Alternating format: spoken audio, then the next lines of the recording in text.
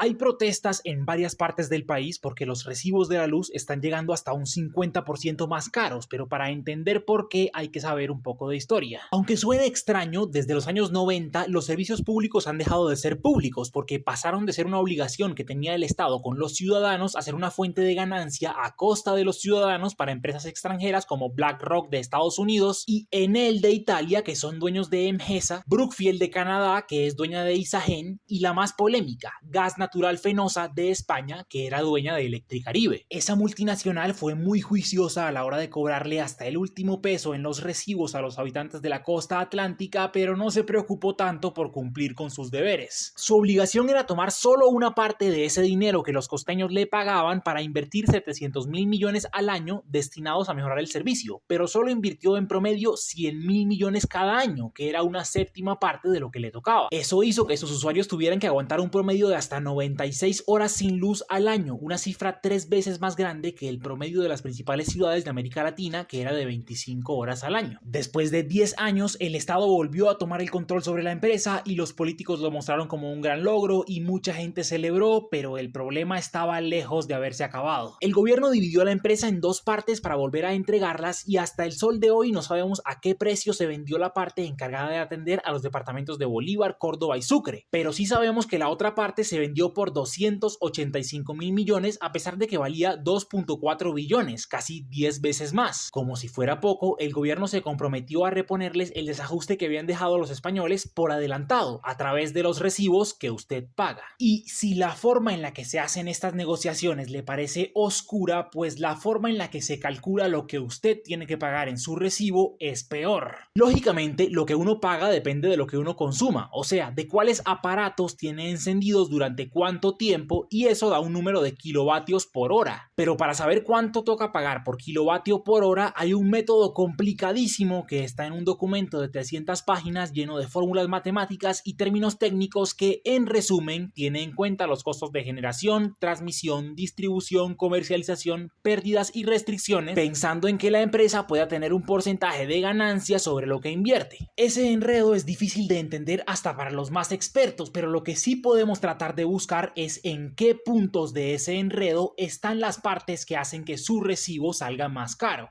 Al principio del video dijimos que los recibos de la luz están llegando hasta un 50% más caros que hace un año, y ese dato lo sabemos gracias a que el Departamento Nacional de Estadística se toma la tarea de medir cómo cambian los precios de los recibos. Pero también hace lo mismo con las frutas, la ropa, los productos de limpieza, y también hace lo mismo con un promedio de todos los productos que consumen las familias que se llama índice de precios al consumidor. Pero además hay un índice de precios al productor que mide qué tan caro se ha puesto producir esas cosas en Colombia en promedio. En la fórmula para calcular su recibo, el costo de generación, transmisión y distribución se calcula con base en el índice de precios al productor. Como Colombia es un país subdesarrollado que tiene que comprar muchos de los materiales y las máquinas para producir cosas al extranjero, el índice de precios al productor depende del precio del dólar, que es la moneda con la cual se compran esos productos. Si el dólar está caro, el costo de generación, transmisión y distribución se calcula caro. Esa forma de calcular es injusta porque producir energía en una represa colombiana que está en un río colombiano donde corre agua colombiana no es igual a producir una papa, una camiseta o un jabón con fertilizantes, textiles o químicos que solo se consiguen afuera. Esa injusticia puede considerarse el factor principal del alza de precios que hay en este momento, pero lo de las restricciones y pérdidas también pesa. Imagínese que usted pide una pizza en un restaurante y cuando el mesero viene caminando hacia su mesa la deja caer al suelo. Naturalmente, el mesero se disculpa con usted, le dice que le va a traer otra y se la trae, pero al momento de revisar la cuenta, usted ve que le cobraron las dos pizzas, la que se comió y la que se cayó. Ese es el costo de pérdida que le cobran en su recibo de la luz, el valor de toda la energía que usted no recibió por motivos que no tienen nada que ver con usted.